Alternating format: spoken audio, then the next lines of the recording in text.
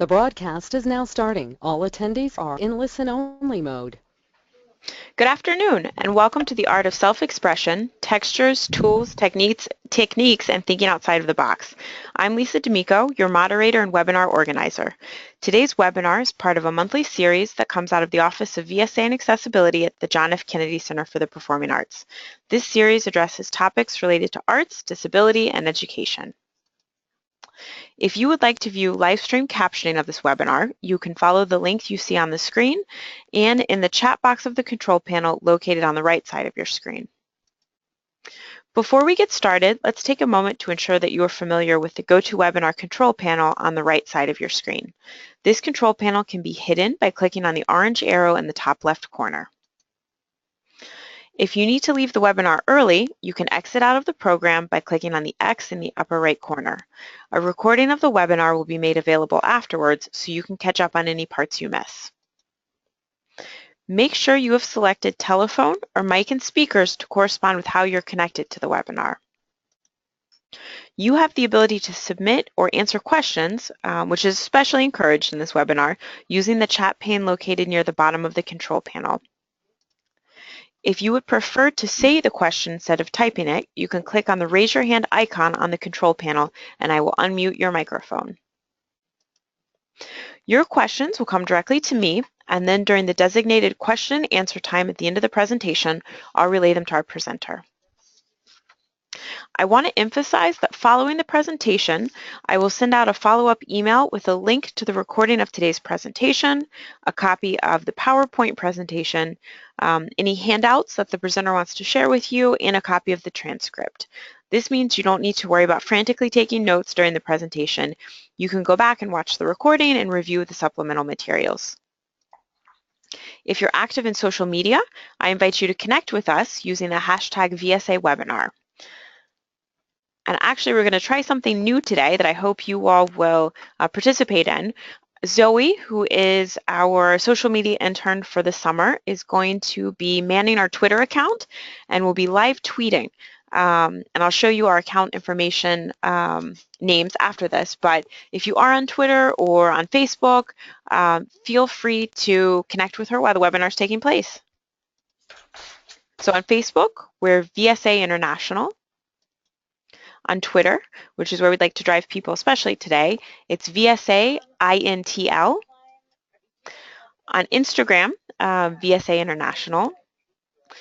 And with that, I'm going to turn it over to today's presenter, Lisa Bartoli from Art Therapy Express. And Lisa, you can take it away. Okay. So I'm going to make you the presenter so we can see the PowerPoint you've prepared for us today.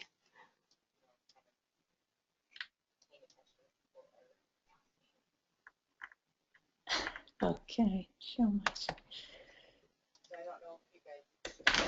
Okay, hello everyone.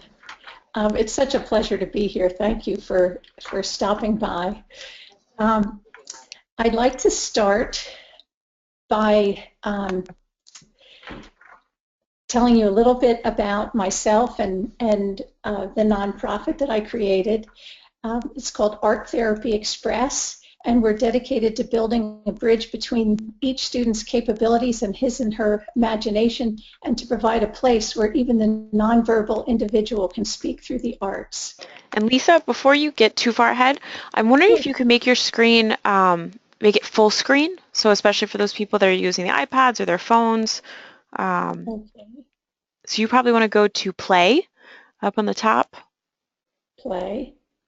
Go up higher with your mouse. Like near file. Oh, there you go. Oh, here. I'm sorry. Okay, that play. Okay. And I click. Perfect. Okay. Okay. Is that good? That's perfect. Okay. Take it away. Thank you so much. I just want to tell you a little bit about myself, because I think that I love hearing people's stories and how they got where they are. So I have a master's degree in creative arts and therapy, and 30 years ago I began working on a psychiatric unit. using art as diagnosis and treatment for people with emotional disabilities. But for the first 10 years of my career, I worked part-time at Shriners Hospital and really loved empowering people through the arts. And so I wanted to use it to build people up. And so I would teach people to paint with their mouth or whatever it was after they had some sort of an injury to be able to continue to create art. And then I went into the school districts and worked with students with severe physical and intellectual disabilities. And I realized that the equipment that I had, that the students had more severe disabilities than the tools that I had. So that's when the real program opened up about 20 years ago. And when I was taking pictures, I saw that the real joy came when they were moving the paintbrush themselves. And so my focus then started to be how to create independence for students that would typically have trouble holding the brush or the art media. So, but I just want to tell you that most of the exciting things that came after that were self-taught. It's experimenting. So don't feel like you have to have a degree. You just have to have a will, and that's just something that I really want to stress. In 2003, I created the Art Therapy Express program, nonprofit organization, and in 2007, an adapted art studio.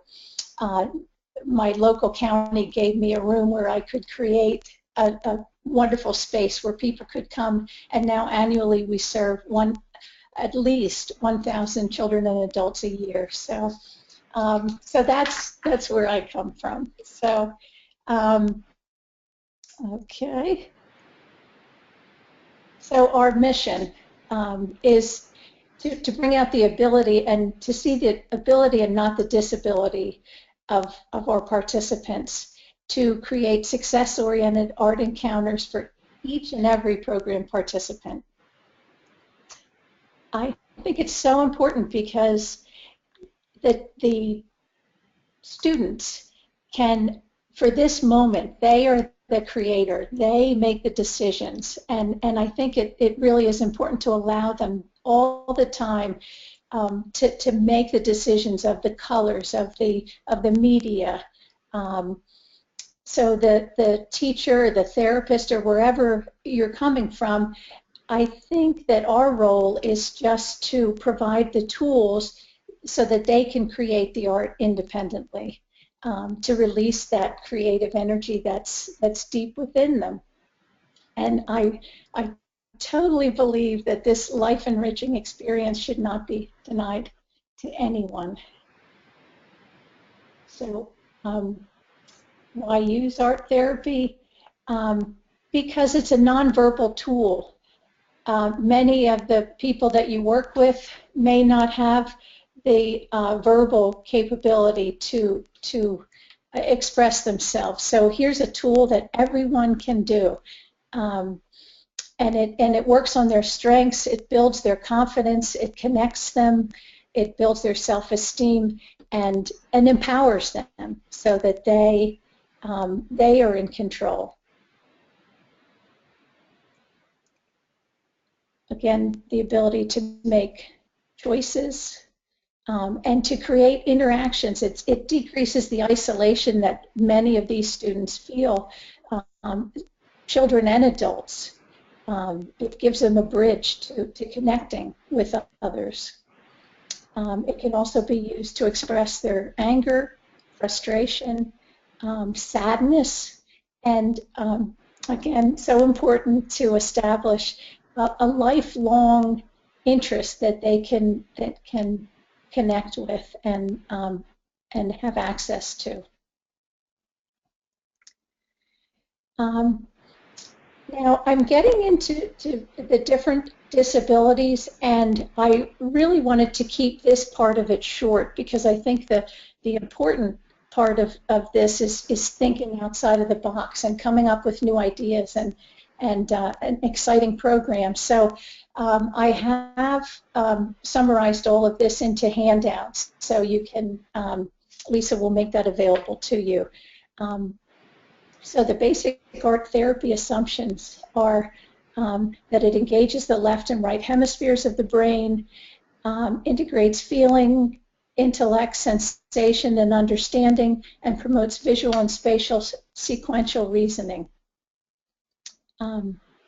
It increases the affective ranges of our participants, the spontaneity, socialization, and it's a less verbally driven approach. So my individual goals are different than my group goals, and I always try to get people into a group, because I think that that's when the true magic happens, when they're interacting and when we're all together. So, but occasionally people need to come, and you may need to work with them individually first, just to get them comfortable with the media, and or just to introduce the arts to them as a tool for self-expression. So your goals might be for artistic development, creative thinking, self-esteem, to communicate, and just to get those inner feelings out onto the paper. And sometimes they don't even realize what's going on inside. So it can be not only do you see things that are inside, but for themselves it can be a kind of a roadmap for their health. So and what you are trying to do is to introduce them to some new equipment and tools. And as you'll see, these don't all have to be, they can be inexpensive, because I know we're all on limited budgets. So the group goals would be understanding themselves in relationship to the other group members. Would be problem solving, decision making, appreciation for the individuality of others, and just bringing people together to be cohesive and to compromise. Many of the people may not know the art of compromise, so so these are all things that you can work on in the group. And I think the ultimate goal is to make the visual arts and expressive arts a daily form of self-expression for our participants. And I hope you enjoy the pictures. I just love what I do. So the fun part of this was really sharing with you just the amazing ways and tools that exist, and the things that you can create when you just use your imagination. So, but I think it's important to use whatever movement the person has. If they can move their head or their feet or their hands, their arms, we can put their arms in slings, and that would make it a lot more free movement. Just make the art accessible.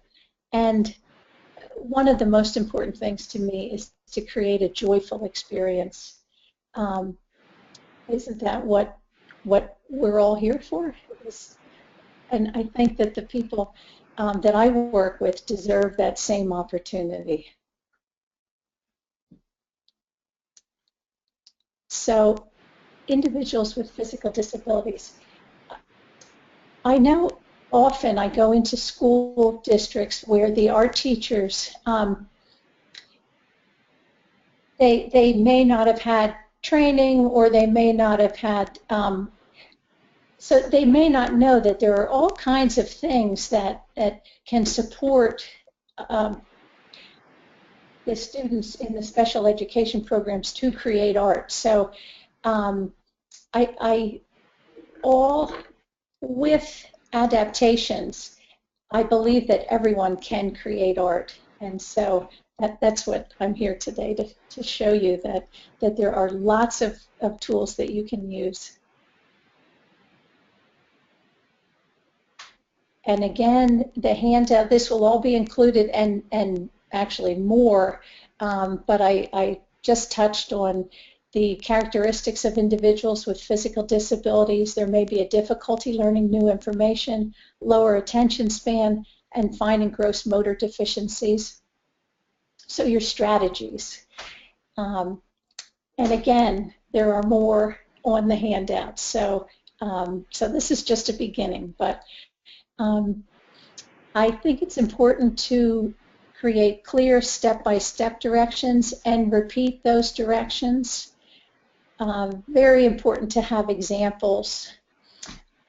Start with the positioning to make sure that they have easy access to the artwork, because that is going to make all the difference in whether it's a successful and joyful experience.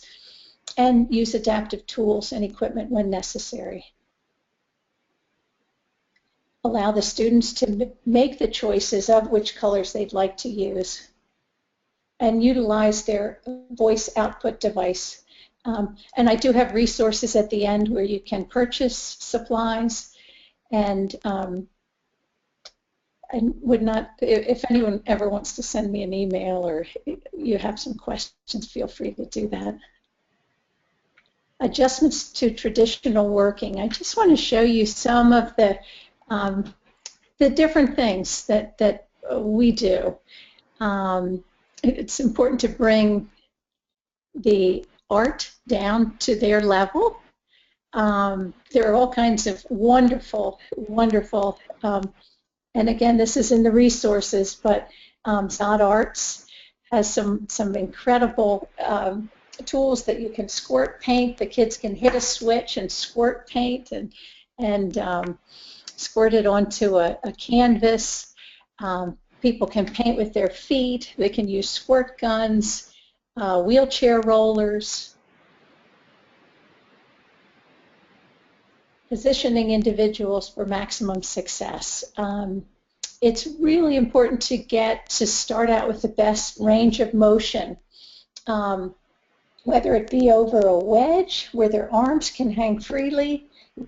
This might be easier for someone to work like this over a wedge than lifting their arm, or so the good posture and balance and range of motion is very important.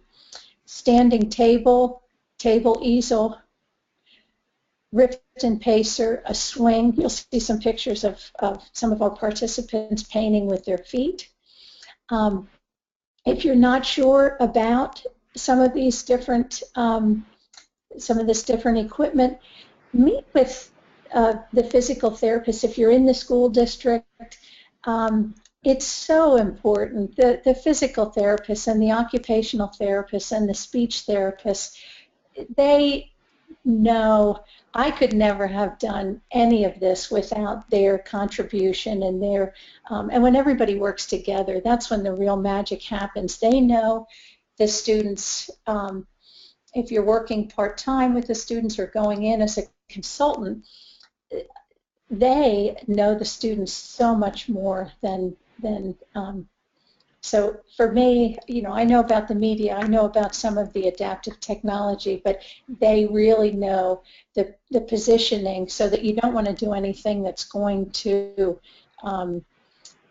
be detrimental or harmful to the students. So they're the people to go to, the therapists. Media out of reach creates obstacles rather than successful experiences. Lap boards, easel boards, rotating easels and tables, and even rolling hospital tables can go right in between the wheelchair for the rolling tables. Wonderful, wonderful tools. I don't know if you see the picture here. If you're on the computer, if you can get help. I think that this is one of the wonderful things about our program, is that I go and I speak to like I went and spoke to the high school, local high school, and the carpentry students created these spinning easels.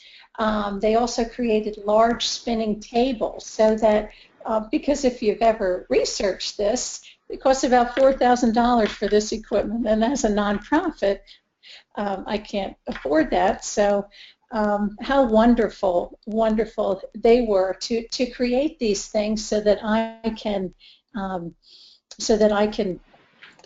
at least have we can make the art spin. We can make it move when people need it to. Simple adaptations and securing the workspace. Again, very important. Here's a long list of things that you can do to adhere the painting. Masking tape, dye-sim is the red. It's nice. It allows the painting to stay where it's put instead of having it move all over. You don't want to create frustration for your students or your adults.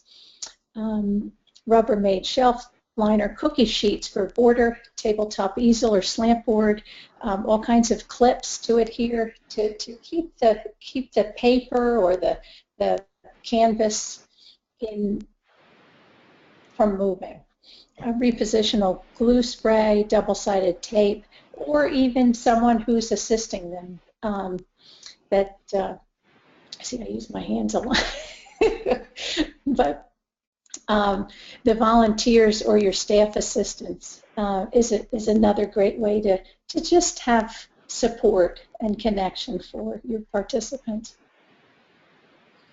I really believe that the amount of time that you put in this first phase will mean the difference between whether the student has a positive experience.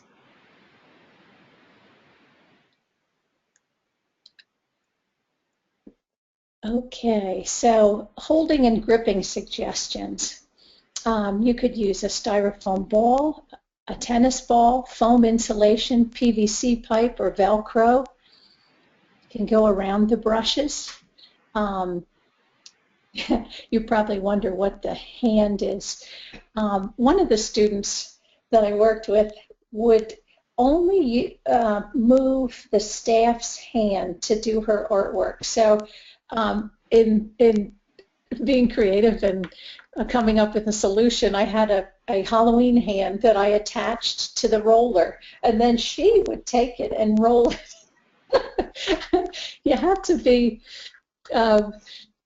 just use your creativity, have fun with this, think, try anything and everything, and laugh about the things that don't work.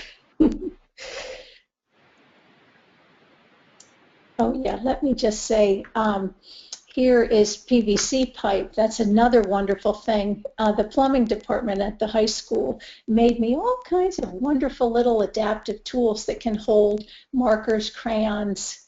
If you can think it, someone can create it for you. And I guess I would like to also stress that many of those things on the last page were things that were bought at the dollar store. So you don't need to break the bank on this. I walk around the dollar store and find all kinds of mitts for textures and that are for car washing, and the shower balls, I forget what they're called. But all kinds there's so many wonderful textures at dollar stores. So explore those first before you order things that cost a lot. Commercially made products. There are universal cups that can hold the paintbrush. It's on this, right? And there are all kinds of splints and head sticks and mouse sticks and even arm skates that can help the participants move their arms. Create your own holding devices. This was working, again, occupational therapists are so creative too. So find those people that really, that you can ask questions and come up with new ideas. you can make the paintbrush dance. These are little massagers.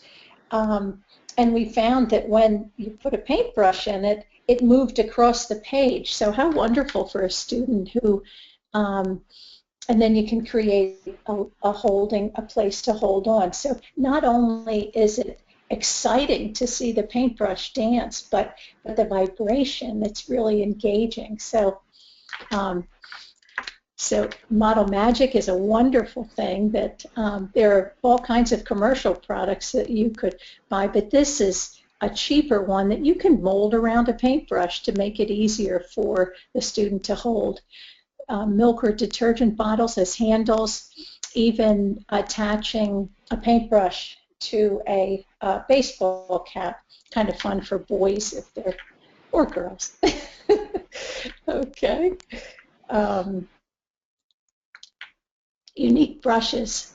Again, many are commercial, but you can make tools. A tennis ball with a little star, a little cross on it. Put a paintbrush in there, a lot easier to hold. Dish detergent brush, bowl brushes, shaving brushes, cutting support. All kinds of adapted scissors. You can mount the scissors on the person's table or wheelchair. You can tie a string to the scissors if students have a visual impairment so they don't lose it. Gluing made easy. Don't you love that photograph? Anyway, tap and glue sticks. There are all kinds of wonderful glue sticks now, from scented, colored.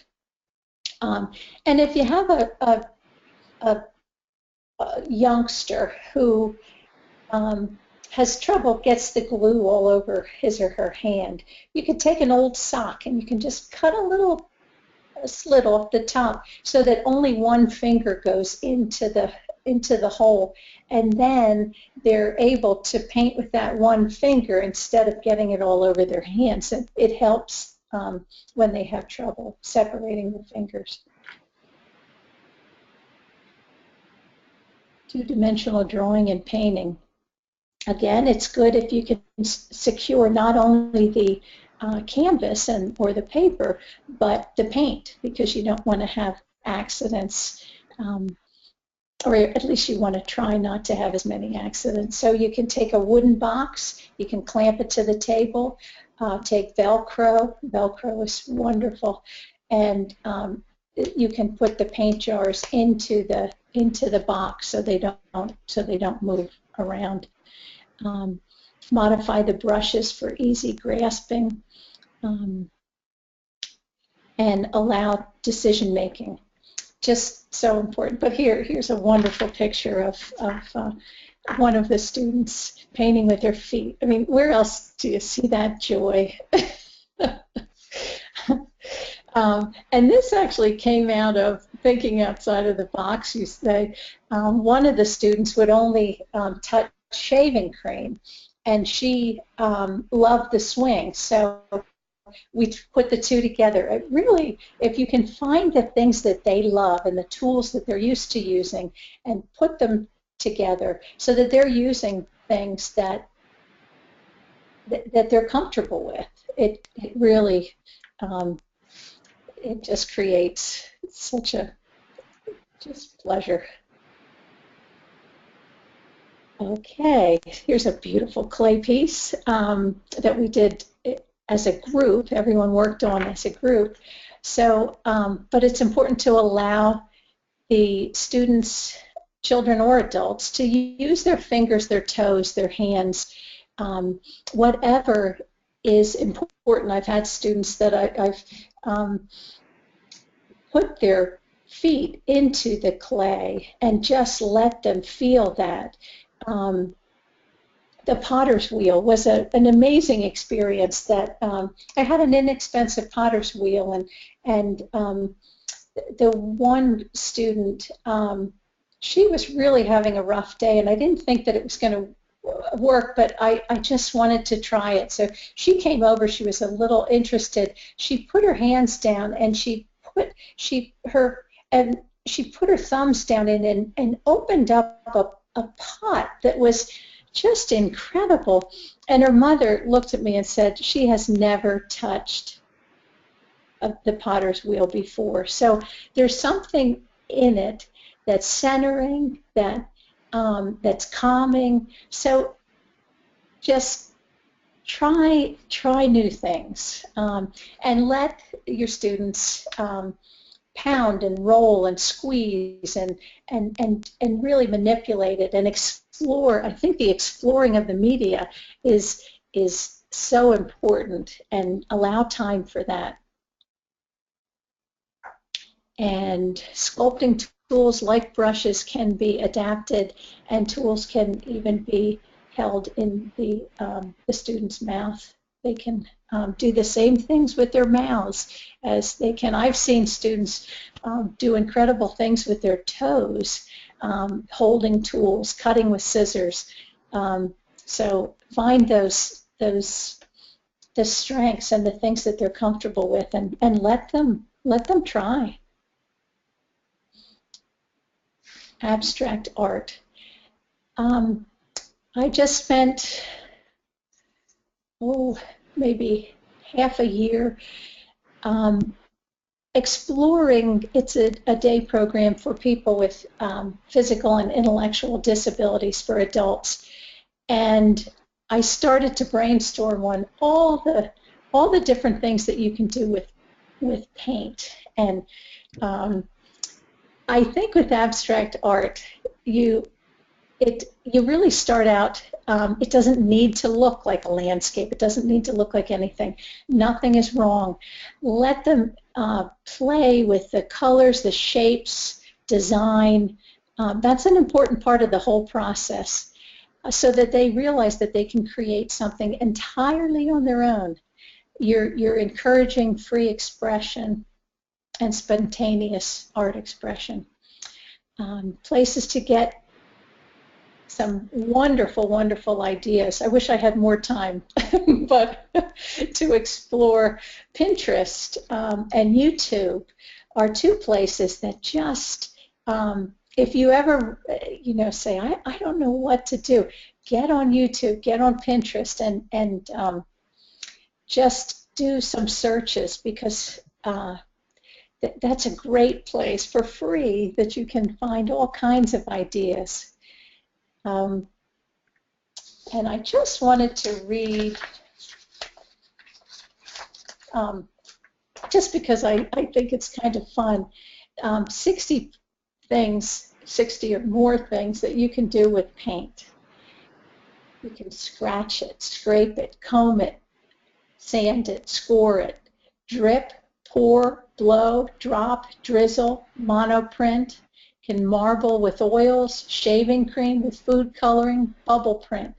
You can use positive and negative space with tape, stencils. You can cut originals or store-bought. Can layer. You can use doilies, leaves, rubber, with all kinds of things that you just find laying around the house that you can print with. You can stamp. You can use sponges, fruits, leaves, lids, marbles, golf balls, bubble wrap, hands, feet, shoes, hand rollers, sprayers, texture, string, and textured rollers. There's all kinds of wonderful, if you go to paint stores, all kinds of wonderful things that are commercial, but you can find your own if you just, and that's a fun part of the process, is having your students find things they can print with. Paint with centrifugal force and motion, spin art. Again, this was on the YouTube. My husband made me a huge spin art machine that he cut the blades off of a fan, and then we were able to put large pieces of paper. We put it in a big box, large pieces of paper on the wood, and everybody loves this spin art machine. I was amazed. Even adults, my one program that I go into that's a nonprofit organization, here were adults that were just thrilled with what they were creating, these paintings, and everyone's gathering around. I mean, it becomes a whole group experience. And it's very success-oriented. Lazy Susan, spinning easels. You saw the Chinese brushes that reached to the ground. And even hula hoop, you can create art by putting holes. I saw that on YouTube too, putting holes in the hula hoop and the paint spins. Comes out when you spin it. Rollers with poles, pogos, the wheelchair rollers, brooms, table rollers, and abstract 2D and 3D found object sculptures, and spray paint. That's a whole different one. You can squirt, splatter, twirl, toss, pop paint and balloons. You can add all kinds of textures, salt, sand, to change the composition. So, okay. I hope you're starting to think of new ideas. That's really what I would like to come out of today, is that you leave here thinking of all the possibilities. And I hope you keep me posted on some of the fun things that you tried. Sensory stimulation. Participants with sensory deficits, autism, intellectual disabilities, any of these children or adults, they may be resistant to working with the media in the beginning. So you want to slowly expose them to the tactile and visual experiences and the kinesthetic experience until they feel more secure, and you don't want to overwhelm them in the beginning. Because the media could be too stimulating and therefore unpleasant. So you want to introduce texture slowly. Water and sand can later turn into experimenting with sculpture and clay.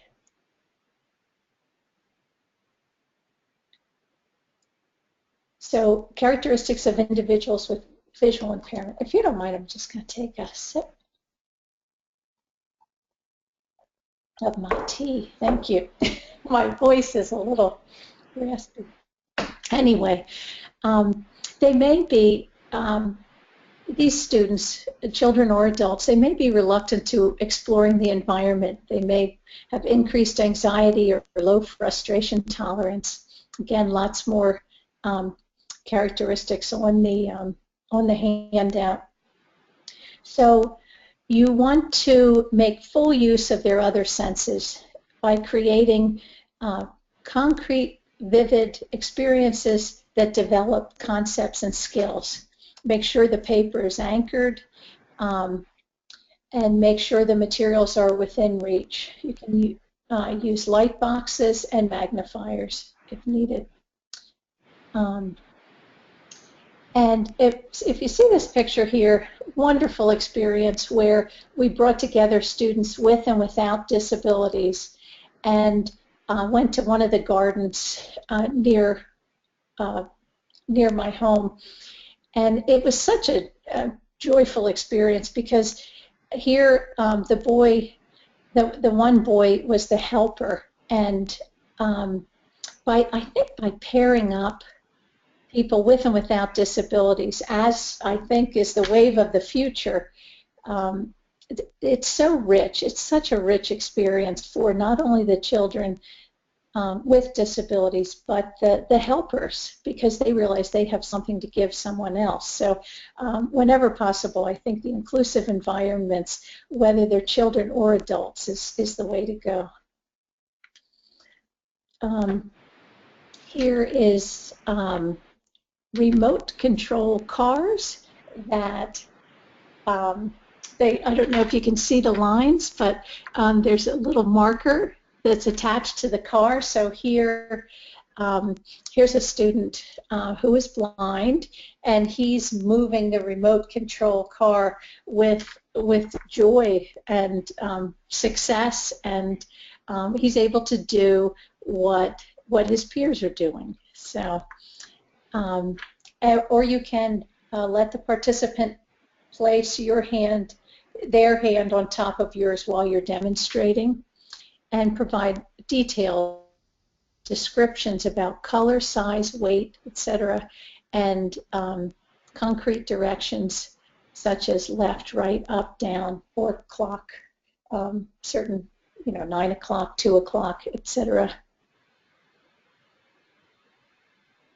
Adaptations for individuals with visual impairment. Use vivid, bright colors. Engage the other senses. Use contrast, black and white, or if you're maybe a dark background with a light line or reverse, just so there are contrasts in the background versus the art media. Introduce three-dimensional sculpture and utilize textures whenever possible. There's so many wonderful textures out there that can really enrich the experience. Art activities that can appeal to individuals with a hearing impairment, painting to music, mask making, drama, mural making, being out in nature, on nature walks, photography, mirror sculpture, pantomime, mobiles. Oh yeah, here, I love this picture down at the bottom of people squirting paint. And you can really just create a wonderful environment outside when you have, we paint from syringes.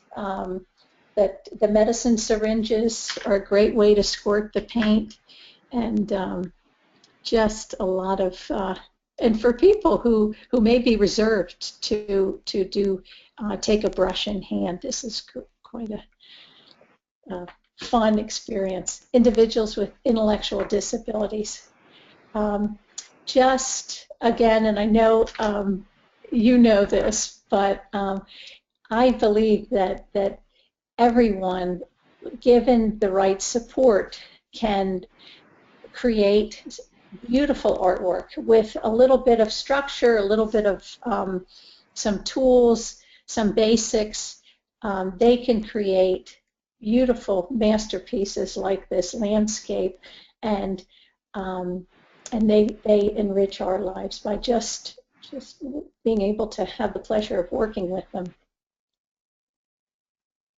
Characteristics of individuals with intellectual disabilities. Again, I'll quickly go through this. Reduced ability to learn, retain, and generalize, short attention span, reluctance to engage in challenging tasks, and motor, perceptual, and sensory functioning delay. Lots more on the handout. The strategies. Make sure that the program, the art tasks are very organized and structured. Use concrete language, step-by-step instructions and repetition, and provide success-oriented tasks and the praise for a job well done. Emotional disabilities. Again, this can be, we're using the art media and the creative process to explore feelings, reconcile emotional conflict, manage behavior and addictions, and develop social skills and reality orientation. So the characteristics may be, and again I say characteristics, they may include some of the following and may not. So decreased self-control, decreased self-worth and self-perception, difficulty developing interpersonal relationships. Again, only you will know the people that you're working with. So use what works, what doesn't. I think that's what I hope you take out of this is just take this information and pull from it the tidbits that'll help you create your own positive experiences. Strategies. Be consistent. Follow the behavior modification plan that the student may have, and avoid pressing for interpretations, and praise their successes, their behavior, and if they stayed the entire time, or or the successful art encounter. Studio space, accessible, clutter-free, comforting, light and airy, and just, I know in our art studio, artwork is everywhere, and it's throughout the building. So there's a real pride that comes when people see their artwork. Look at that little girl, she's such a cutie. So I just love seeing the faces of the people. Drama and puppetry is for self-identity, emotions. It's a good bridge for facial expressions and role play. Just some things that you might want to explore. Whenever possible, I try to bring in consultants for new things to introduce: drama, music, creative movement, dance, photography. Utilize the support that's out there. Again, the therapists.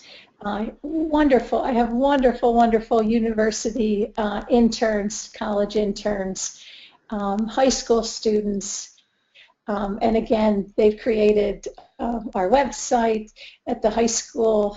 They cater our events. And I told you about the other things. They utilize what free supports are out there, and family members are also great to include.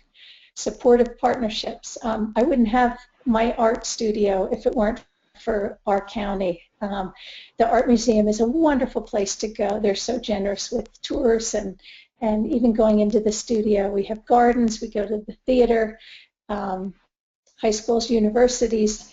Artreach is out of Philadelphia. They discount tickets. They provide discounted tickets for all kinds of, so we can go to the museum for $2 a person. Find what's out there that exists, because we never would be able to go if we were paying the full price. So, and Zod Arts for All. I actually called Dwayne, wonderful man who wants to work with you, creates incredible the wheelchair rollers, but yet he'll talk, and he'll even design things around what our needs were. So don't be afraid to pick up the phone. Design age-appropriate and engaging projects. Again, there's just, and even this young man on the left, by breaking down the barriers. He was into graffiti, and then he had a head injury. And when he came, we used his love for graffiti to create a beautiful mural that we used for the back of a photography project that we were doing. So the more people can utilize and do the things that they love. Okay, group nuggets are introductions and sharing results are so important in the group, when everyone gets the chance to tell who they are and then show their artwork. And there's such a pride in that there's two very important parts of the group. Connecting with the peers, with their peers, is as important as the artwork. And the inclusive environments are key through volunteers, internships, whatever way you can create those inclusive environments. There's a handout on art recipes. Here are things that can be very inexpensive to make, so I include those in the handouts. And there's a whole page of sources for adaptive equipment: the scissors, the brushes, the wheelchair rollers, mitts, head sticks. Thinking outside of the box quickly, and I'm almost at the end. So I hope I'm not going too fast, but it was just fun sharing this. Ways to think, because I know sometimes it's a little difficult. How can you think of new ideas? So brainstorm on unique ways to create a joyful experience. How can you make the paintings move? Can you make the paint reach the canvas? Through flying through the air, or how can you do that in an exciting new way? Are there textured implements you can paint with, that your students can paint with? Can textures be added to the paint? Can the paint be layered? Can they use masking tape? Can the students stand to paint? I know one day I had students standing, and their artwork on big paintings on the wall, and boy, did the paintings open up, and they were so much more free and expressive. I was amazed by just the different positioning. Let's see, what part of the students, what part moves easily? Is it their heads, their elbows, their feet? Utilize that. How can they reach the floor from their wheelchairs? Can they paint above themselves on the kind of like the Sistine Chapel? Wouldn't that be fun? So how can you create those? Can they paint under a table or somewhere? Just think of new ways. Summary of core beliefs. To create independence is so important. I think another core belief that I have is that we're here for service of others, and I think that has turned into a kind of a lifelong goal, is to just make sure that people with disabilities have the same opportunity that everyone has, and I really do believe that that my life is richer because of the people that I have the pleasure of working with every day. The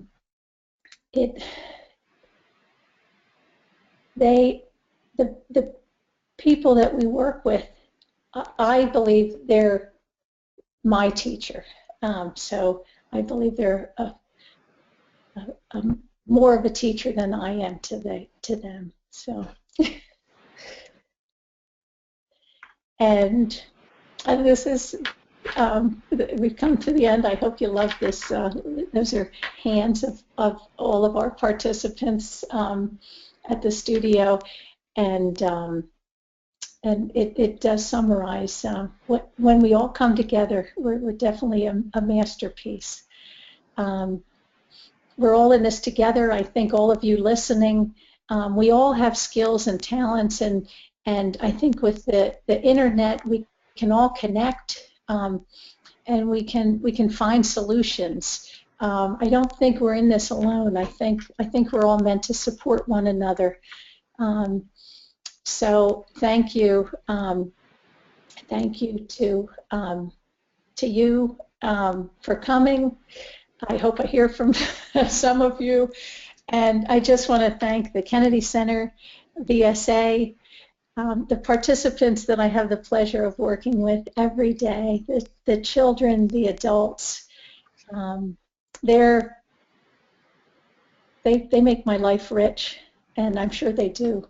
The listeners, I'm sure you're here to find those answers, and we can all do this together. Their parents, my family, who is very supportive, the staff that I have the pleasure of working with every day at all the different places, in the schools, in the hospitals, in the nonprofits, the funders who I wouldn't be able to do it without them, and to you, because you let me share my passion and my love today. So thank you for what you're about to do. Go for it. That's it. All right. Well, let's thank you for a great presentation. You've been getting lots of positive feedback from the participants. So let's go ahead and open it up for questions. I'm going to I switch it back over to my PowerPoint. That gives you all in the audience a chance to type anything that you'd like to ask Lisa.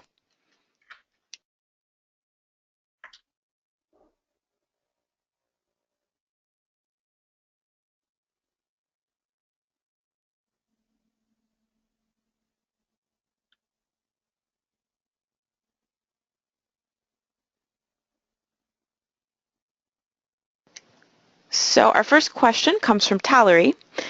Lisa, and I think she means you, not me. Do you have any training tips for assistants and volunteers? In school settings, I sometimes find aides can be over helpful and unintentionally stifle student independence. Um, do you know, I think if you just, if you go over what your intention is to try to create the independence and ways they can do that, I think that just comes out of a little bit of their anxiety. So I think if you let them know that your kind of your mission, your guiding light is to create independence, and get them involved in the I always try to come up with unique ways to get the staff involved, little contests, or to have them come up with new, unique ways so that they're as committed to the program as you are. Um, does that make sense? Just to engage them in the creative problem solving. And then they'll come in with lots of ideas and does that work? I think volunteers and interns, I think important to maybe do a little bit of education about wanting to empower the students and create independence. Tyler says, yes, thank you.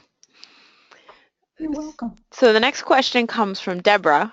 Where are you accomplishing this amazing work? How would someone volunteer? Oh, thank you. We're based out of Delaware, but I think with the internet, we all need to somehow connect and support one another. I think that's why I love this opportunity, because we can all, if you're close to Delaware, I'd love to have you. We're northern Delaware, Newcastle County, but the internet connects us, so I don't think we're far away. Because we're close to Philadelphia, we're close to Baltimore, New York, Washington. I think we're close. And where were you? Where was she coming? Where did she say she was from? Deborah says.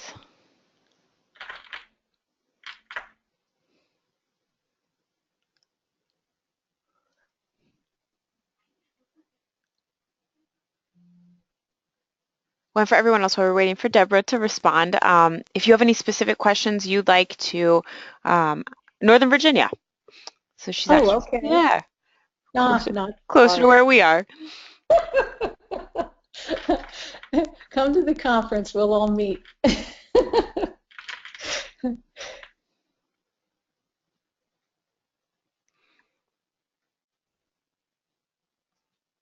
Holly says, this has been wonderful. Thank you so very much.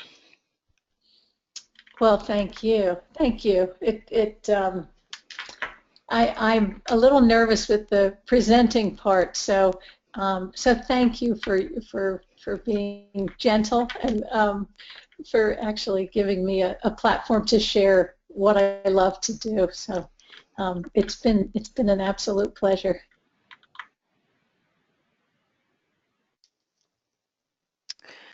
Well, I think that does it for our questions, and we're coming up on 4 o'clock. I know you've shared your information with the participants, and then I'll be sending out some follow-up information. So if they do have more specific questions, they can reach out directly to you and go back through, the follow-up materials as well.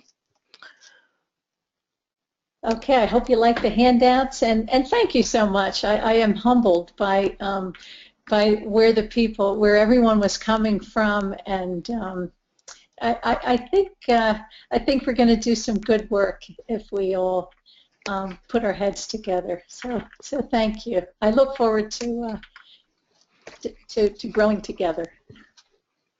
Definitely, thank you. Okay. So with that, I would like to ask you all to stay on the webinar for just a few minutes more. I have a quick 8-question survey that comes up that helps us to plan next year's webinar season and lets us know what you like, what you didn't like. If you all know of really great presenters that we should be reaching out to, and we also, it's good feedback for the presenters on the webinar itself. So please after we hang up, that'll pop up. So you can take a moment to answer that. That would be great. And with that, thank you so much for joining us. If you have any questions or comments, please feel free to contact me, Lisa D'Amico, at lvdamico@kennedy-center.org or 202-416-8868. And I'll be sending out an announcement about next month's webinar soon. And I hope to see you then. Thanks again, Lisa. Goodbye, everyone. Thank you. Bye. Bye-bye.